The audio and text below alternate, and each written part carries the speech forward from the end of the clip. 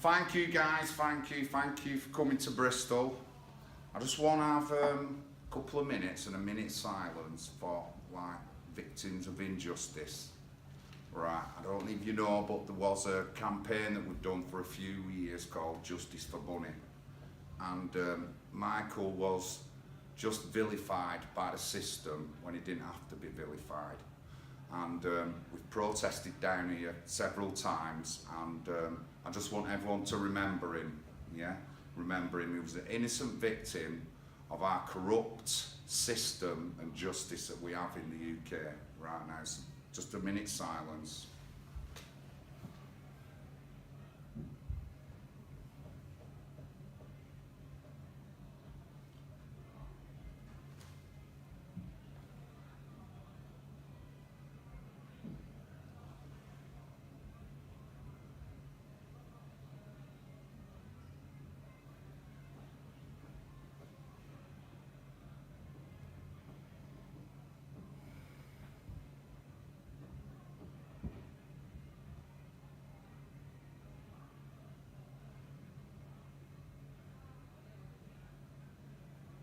Thank you everyone, thank you.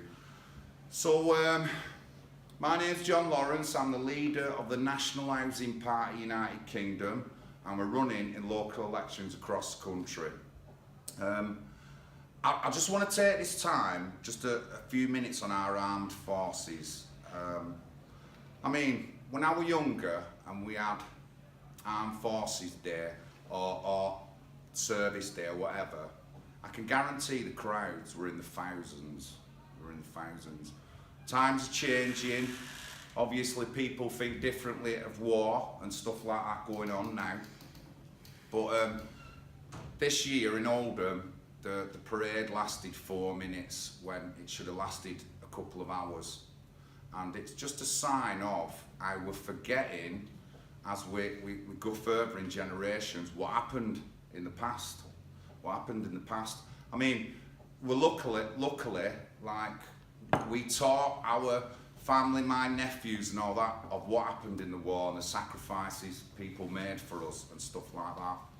And so it's up to us to keep that strength alive, support them when we need to support them, and celebrate them when we need to celebrate those who came before us. And for whatever reason, they went into war, they were soldiers and they were following orders. And one of the primary things you learn when you're in the army is you have to follow orders. Why? Because it saves your life. That's what it does. It can save your life in a battle situation. So let's remember them and keep the fort strong of our armed forces, present, served, and everything about them. And I just wanted to say that because I was expecting Jo here tonight, and obviously, if you know Jo, she has a PTSD camp and she works with veterans, and she supports them wherever they can, as well as other people who are in the room now and who we know down here. So I just thought I'd say them a few words about that. So today we went to Trowbridge. And if anyone knows, there's a woman who's been vilified by the media called Kelly J. Keane over the wokeness of our society today. You know, she says that a man cannot be a woman, which I think a lot of us will agree with, especially religious people and stuff like that. So we went there today, and it's one of the things that we're going to fight against as a party. We don't want to be cancelled for having a different view than other people, and it's pretty high in our list of things in the parties to resist this. So on that cause, we're not politically correct. We'll speak honestly, and we'll speak what we need to truthfully and factually. And we want to stay strong because, as we know, people can get cancelled at such a fast notice for nothing at all. Something they posted on Facebook just a couple of years ago and they get cancelled. But it's one of the things that we're fighting against with our party, is that cancel culture and the woke mob. Again, I don't throw hate towards anybody, but nobody should be forcing us to change how we define ourselves, because that's what they're doing. nobody should force onto us or anyone of a religious thing or who's got morals that they have to change to accept these people. We're not doing. We're just going to stay as we are. Again, we don't throw hate across to anyone. We just want to be left and have our own identity. It's like what we want with the country. We want our country to have an identity. And there's nothing wrong with that. There's nothing wrong with it in other countries across the world. So we should have that choice here to have our identity and to be treated and spoke to and the correct names given to us that we want. So we've got to resist the woke movement. Also, I've got to impress on people joining political parties, especially local hyper-political parties like ourselves. There's an estimated 200 hyper-local political parties. If people started voting for them parties, you'd soon see change in your local council, your area, your constituency and your region. You would see change in them. If we got these people in, you would see change.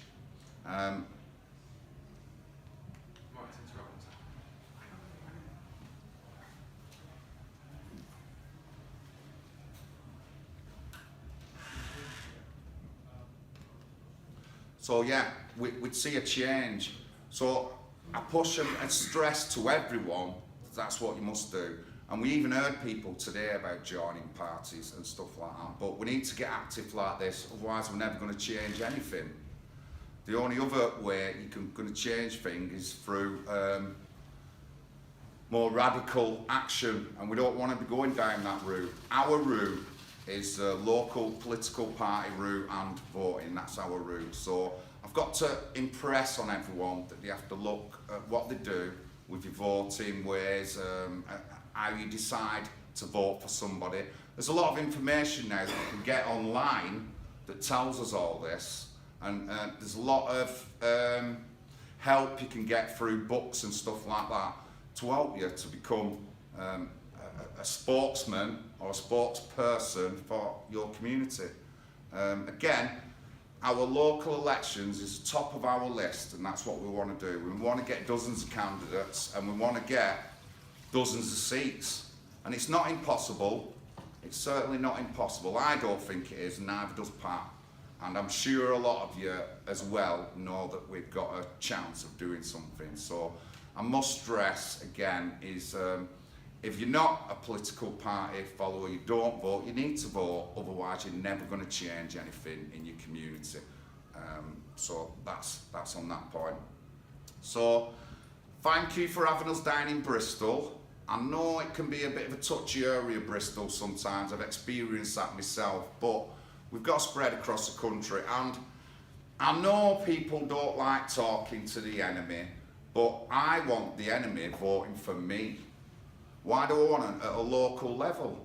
If someone's got a problem on their street and you know, they might be woke or anything, I want them to tell me so I can do something about them. I don't care if they don't follow my, or they don't agree with everything I say. What you'll find out is they'll agree with a lot, but they won't agree with some. So I'm easy, mate, in talking with a lot of different kinds of people.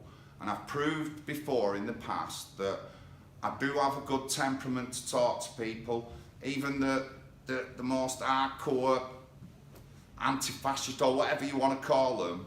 When they sit down, we can talk, and I've got to impress that on everyone. Also, I just want to give a few rundowns. I know we're doing a lot of canvassing and leafleting and stuff like that, but there's three things that I insist if you were a canvasser or you're leafleting that you don't do. You don't swear. You close the garden gate if there's a garden gate, and you don't get angry. Them are the three things. If you cannot do them three things, and don't worry, I've been angry. I'm guilty of it. I'm guilty of swearing as well. But if we can do them three things, you'll find out that you'll get a lot more interest of the person you're talking to. Because what I do see a lot is demonstrations of people out in the street screaming at each other. And nobody, not myself, not Pat, not nobody can handle that screaming without getting frustrated yourself. So calm talking, no swearing, make sure you close that gate. That's a very just thing, and you'll do all right. And I mean, you might not be able to think that you can speak at a door, but you can. Everyone can speak at a door. Everyone's got a bit of skill or knowledge on a certain subject that you can speak about, and people will listen to you. And now, a lot of the subjects that come out now involve everybody. No matter what, where you're from, what persuasion, what community you're from, it involves everyone. The traffic things that are going on in London involves everybody in London. The stuff going on in Oxford involves everybody in Oxford. Even if Mike Stutchbury lived there, it would involve him. So these subjects we need to keep talking about, we need to keep pushing. Pat's done very well on talking about the congestion things in London. And I think, and Pat thinks, he got votes because he put that on his leaflet. And there was no other party that had that kind of stuff on the leaflet. Same with mine. I'm not saying they're extreme for Oldham, but the stuff I have on is not on any other leaflet, but everyone agrees with it. So I should be winning every seat that I go down for on just that point. So yeah, everybody has got a bit of skill somewhere, everyone. I'm just going to move into, obviously, we're a running political party, and these videos will be going up in the next few days. If you want to join the National Housing Party, follow the links in the videos that you'll see. We want people to join as well, so join the party. Have a look at our policies. We have a website. We have emails that you can email us on, and we'll talk to you. And I know there's a lot of interest. I've had a lot of messages and things off people over the past few weeks. So please join us, focus, donate to us. We want leaflets. We've had 20,000 leaflets already, and we want another 20,000. We want that 20,000 before the election, and we want to be handing them out before the election. So please, we've got three more or less confirmed candidates at the moment, and obviously we'll be needing leaflets for them. But again, if you follow any of the descriptions in the video, you'll follow links and stuff like that that can give you access to the website, and you can donate and follow us from there. But again, everyone can be an activist, and everyone has got something to give us, whether it be social media, you can talk on the street, whether it's organisational skills in transport or anything like that. We need these kind of people, but everyone's got a skill. So please look into it, join the National Housing Party, follow us and join us on our Activision, and we'll have a good time on the way. Lastly,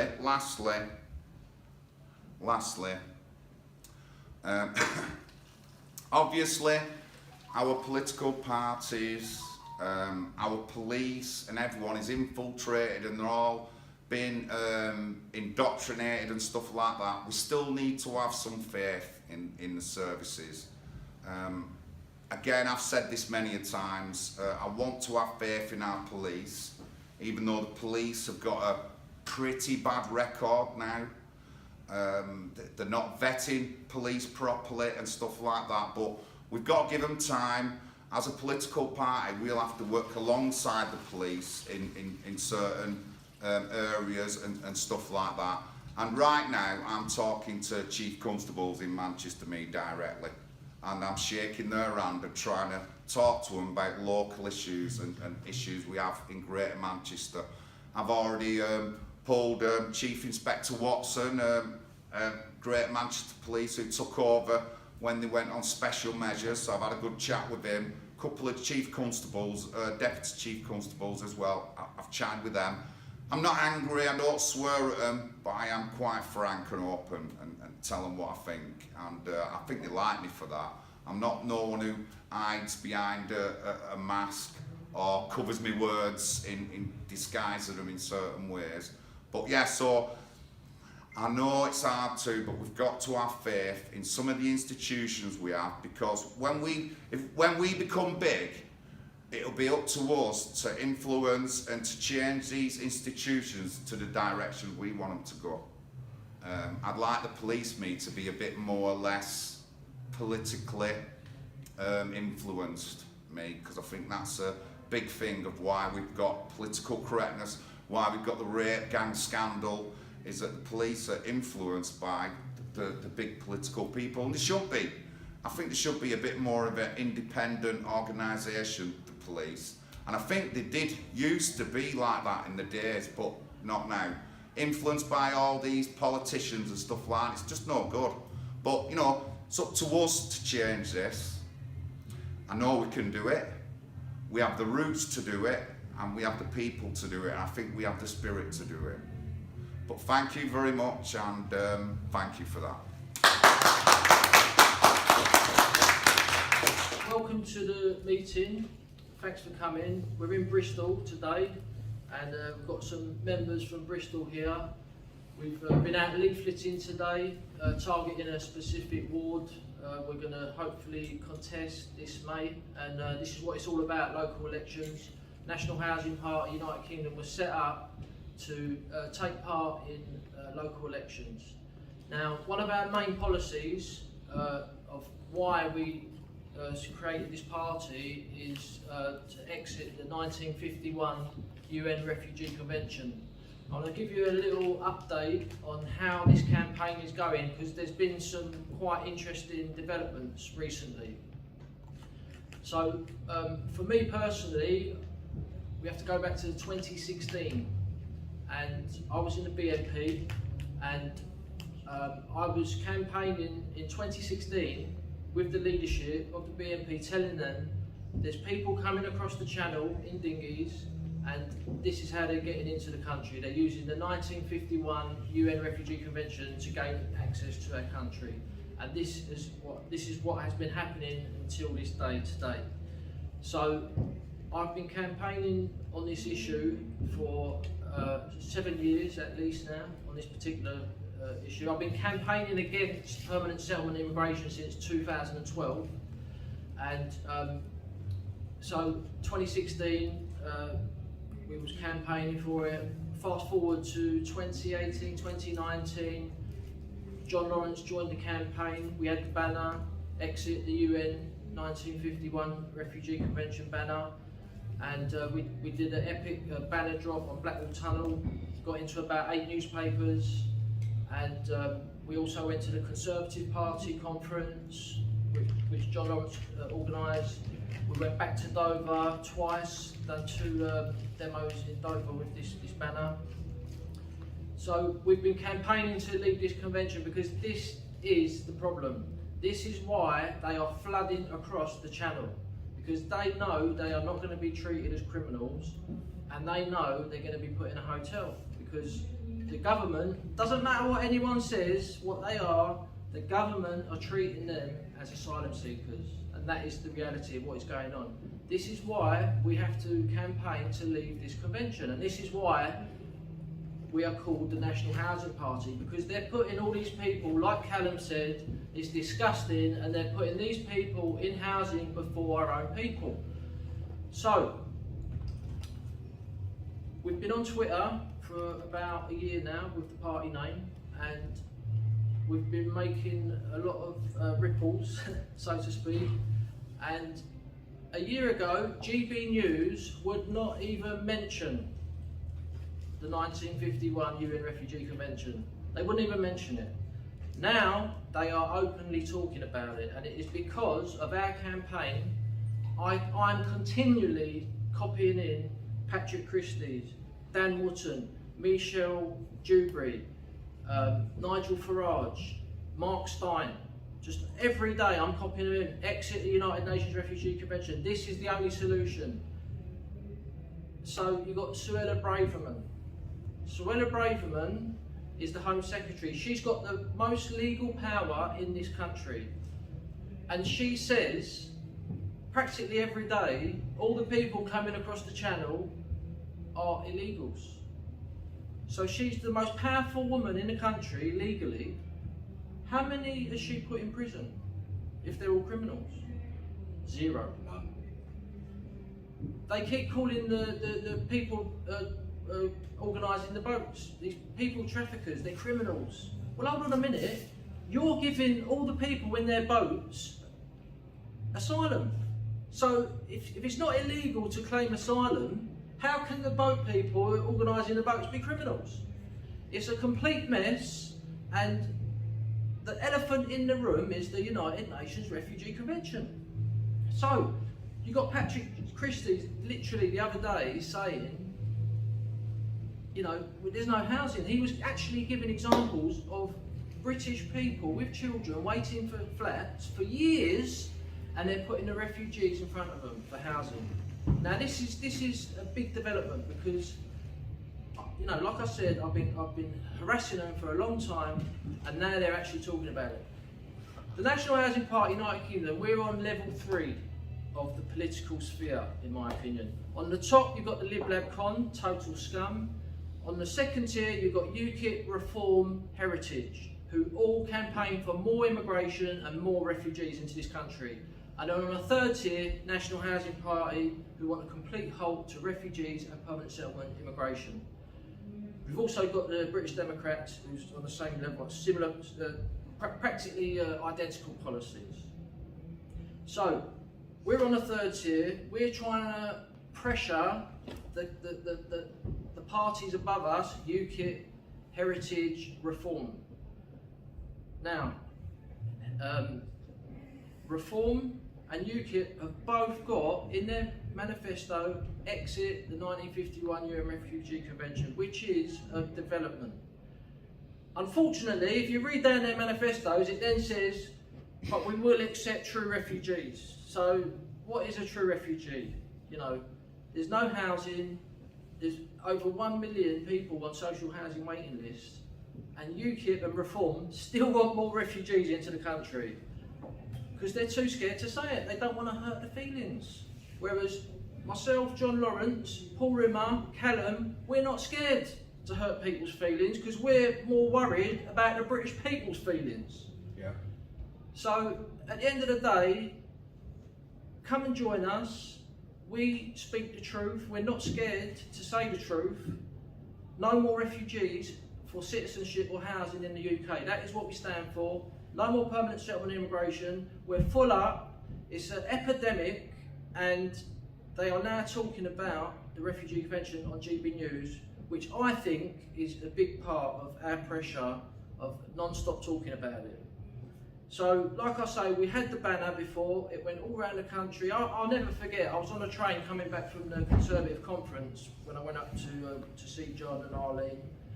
And when I came, we had the banner out, and all the MPs walking in could see our banner. Exit the 1951 UN Refugee Convention. 2 weeks after that conference, David MS was murdered by someone who entered our country as a refugee family. And I remember telling the young Conservatives on that train, this is a massive issue in Dover, and they were like, it's not that important. Well, look at the state of the country. And so what I'm trying to say is our campaign has actually made a difference. I could say about 6 different parties have now got in their manifesto exit the 1951 UN Refugee Convention, because that is what is attracting them all here. The whole world wants to come here because they think, well, if I can pretend to be a refugee, I'm going to get a passport and a house. And that's exactly what is happening. That's why it's a crisis. So I think we're doing really well with that issue, and what I'm trying to say is we've got to carry on talking about it and campaigning for it, because 140,000 people in hotels, ladies and gentlemen. We've got 1 million homeless. What else can they say? Why don't they just say we can't take any more people? They're incapable of saying it. But we are not. Come and join us. Help the campaign. If you want to stand in local elections, please step forward. We need people leafleting. We need donations. We're standing up and doing something. There's a lot of people moaning on the internet and then they don't actually do anything themselves. We're doing it, and you know, we'd love to you to come forward and speak to us. So also, although our policy, we got firm but fair policies. We want a complete halt to permanent settlement immigration. We don't want to give any more refugees citizenship or housing. However, we as a party are never going to have a repatriation policy, so to speak. Any legally settled migrants, we're never going to have a policy to remove them from the country. Whereas you get certain people in these circles who seem to want that, which is fair enough. If that's their opinion, that's fair enough, but that's never going to be our policy. We want to educate the public that immigration has been a mistake for the country, and we've had far too much, and we need to educate the public that giving out more British passports to people who are not British is not the correct thing to do. So that's never going to be one of our policies. And also, I'm just going to touch on the anti-white agenda. Everyone must have heard of that term, and this persecution of white people openly in the media.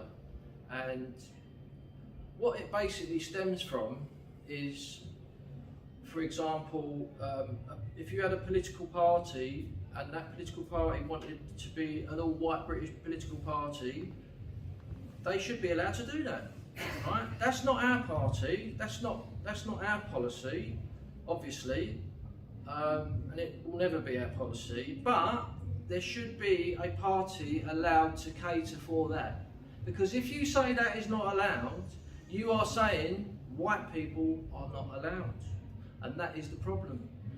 We all know there's the Black Policemen's Association, there's the Asian Lawyers Association, there's the Somalians Women's Housing Association. Every single charity for every single ethnic group apart from the white British.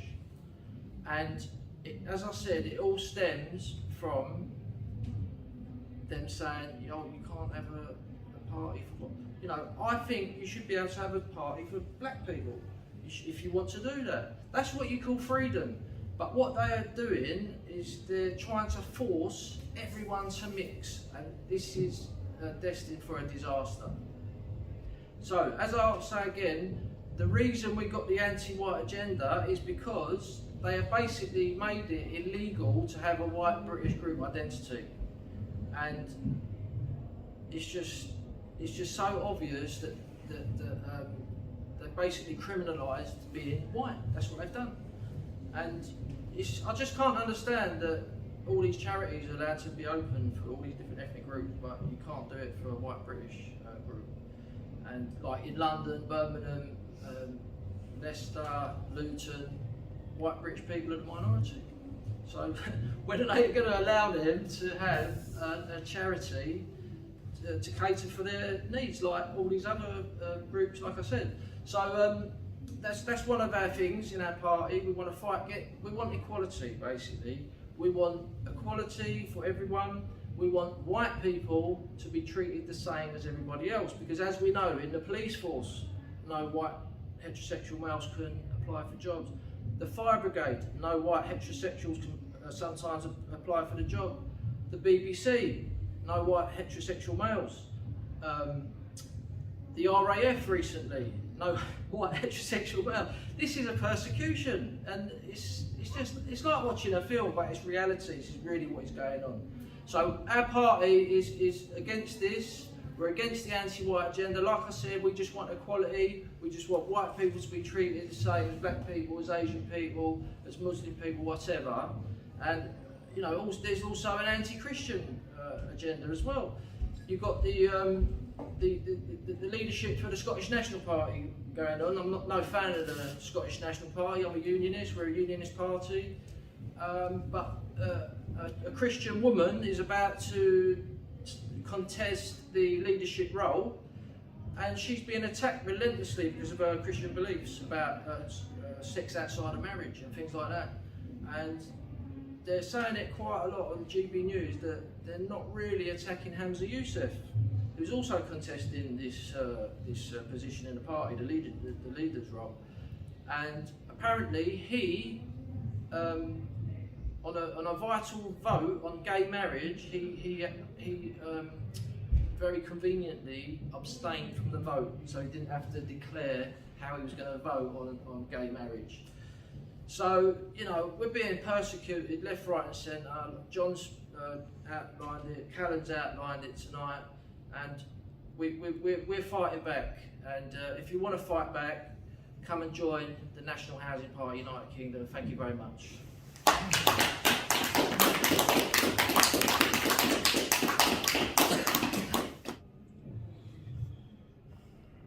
Ladies and gentlemen, Britain is no longer in the hands of British people.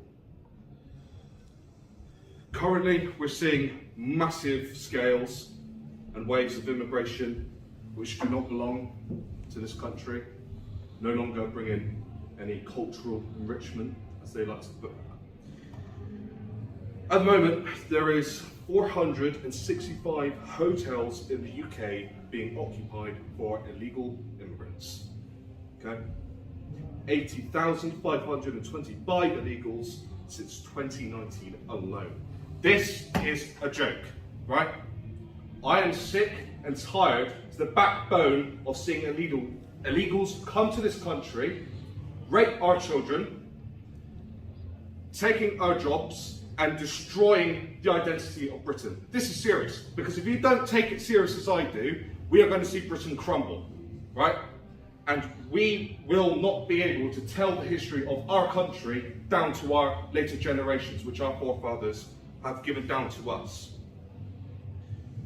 In the Bible, Psalm chapter 147, verse 14 says, "He maketh peace in thy borders, and filleth thee with the finest of wheat."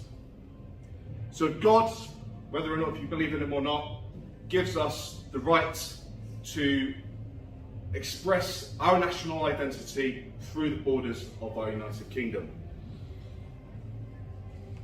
Henceforth, 166,000 illegal immigrants are now waiting for housing, with millions of native British people waiting at the back of the queue. It sickens me. It absolutely sickens me, because why are we putting people, like I said, that don't care about our culture, about us as people? Sure, we are allowed to accept people into this country when they genuinely need to, such as the Ukrainian refugees, right? But Albania, seriously. Currently in Ireland, there is a massive set of problems which involve with the kidnapping of children, with the rape of women, and what do we see in the justice system? Nothing. Absolutely nothing. Yeah, this is serious. Now, Ireland is separated from the United Kingdom for obvious reasons, but with Britain, I'm going to give you a little bit of backstory between the history of why we are given the freedoms which our founding fathers have given to us. So the Magna Carta was signed in June 1215 by King John. So that's almost, 900, 800 years ago now. The Bill of Rights was signed in February 1689 by King William III. And there's actually a statue of him in Queen Square in Bristol. So if you guys ever go and see that, shows real British history.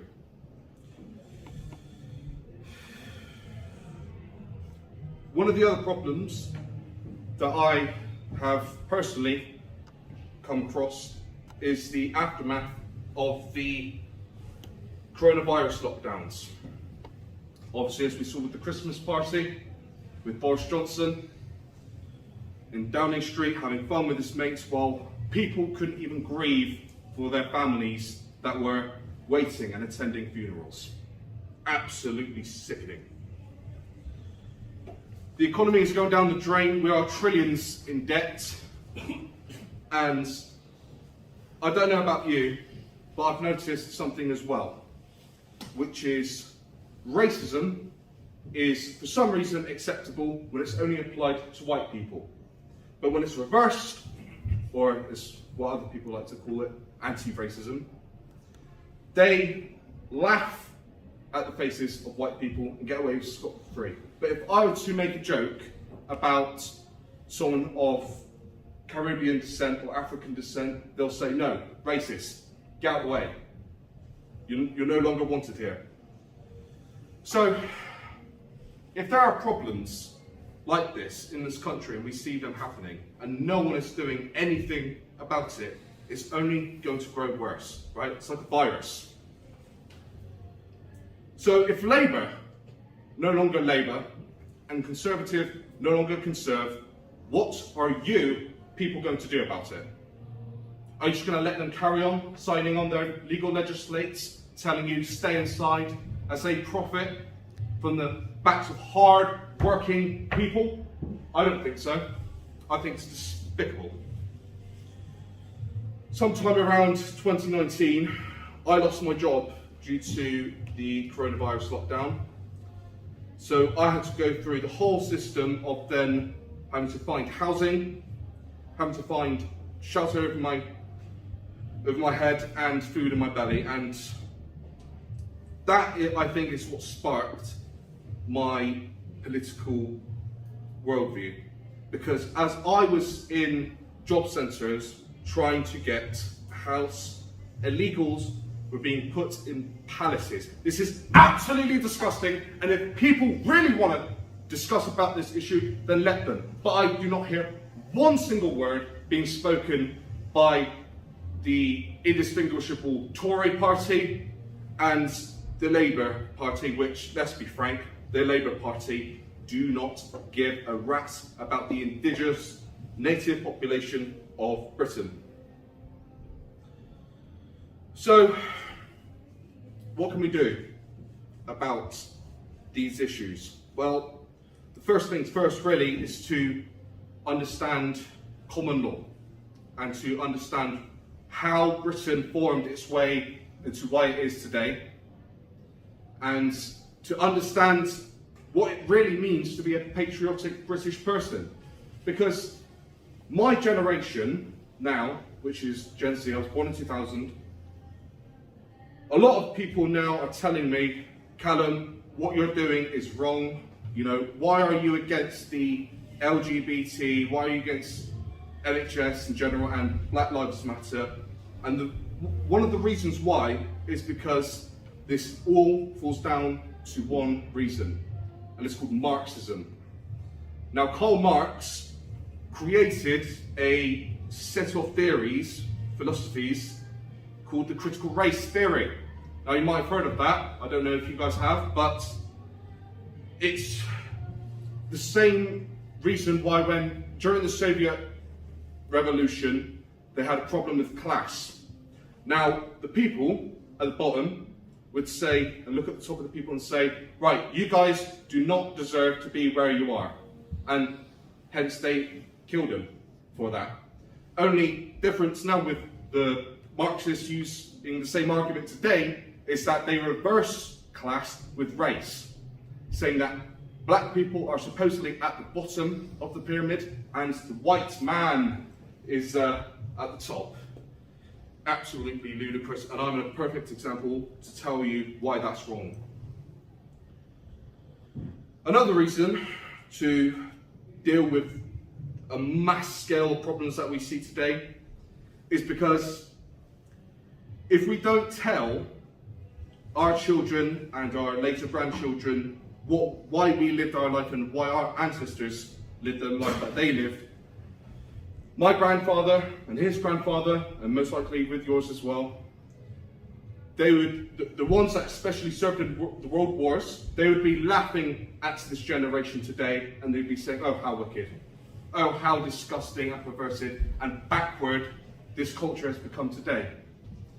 Now, you can blame it on the white politicians in Parliament, you can blame it on any excuse.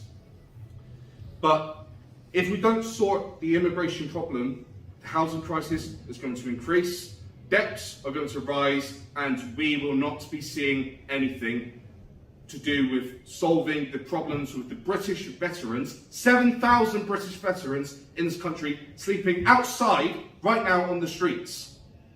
While these Asian Muslim grooming gangs, like we see with Rochdale, like we see with Halifax, Greater Manchester, Bristol, it's going to just get worse and worse and worse. So, because while our grandfathers served in the war to spill blood for us to live as free people as we do today, they spit on that. They take down the statues, like the Edward Colston statue down near there, down the street, and they're going to make it so that the white people, the native British people, are going to become a minority. When is this going to stop? Seriously. Because we have to do something. And it is going to ick at the back of my neck. It's going to just destroy Britain. And sooner or later, we will no longer be seeing Union Jacks. We will no longer be hearing the English word spoken as the majority. So, we've got to get rid of them. I say no more refugees. Why? Because we are full. So, Britain for the British. That's what I promote. And that's what my heart tells me and what God is destined to tell me. Britain for the British. And if you disagree with that, I say you're the xenophobic and you're the racist one. Because, as we see with the anti-white racism, it's increasing. And with Marxist theories, it likes to spread.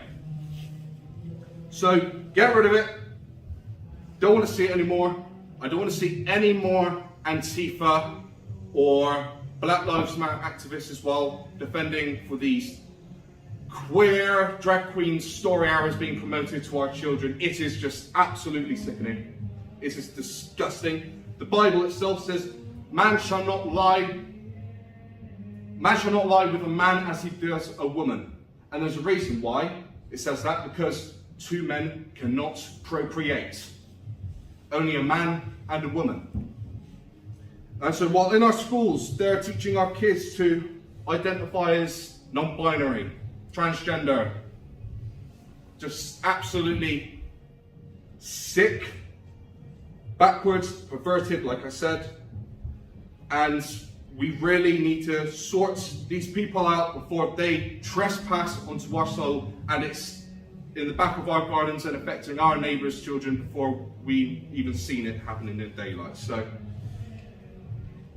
deport the immigrants, replace the architecture, replace everything. This country, I've said it so many times, needs a reformation, right? Because as our ancestors, like I said, died for this country, I am willing to put my life on the line, knowing that if Britain survives, I know that I did my duty, fighting for the country that I love in my heart and that I was raised in. So, as well as the LGBTQ community, now people can call me homophobic, they can call me, a straight white cis man or whatever they like to throw shade up my face now. And to them, I don't really need to say anything. Why? Because I know God's on my side. Okay? God knows the truth behind what is going on secretly behind every single door, with the trans parents teaching their children it's okay to have a transition at the ages between, 6 and 4? And that is child abuse. That is, put it bluntly, child abuse. It's disgusting and we need to get rid of it. So, Britannia for all.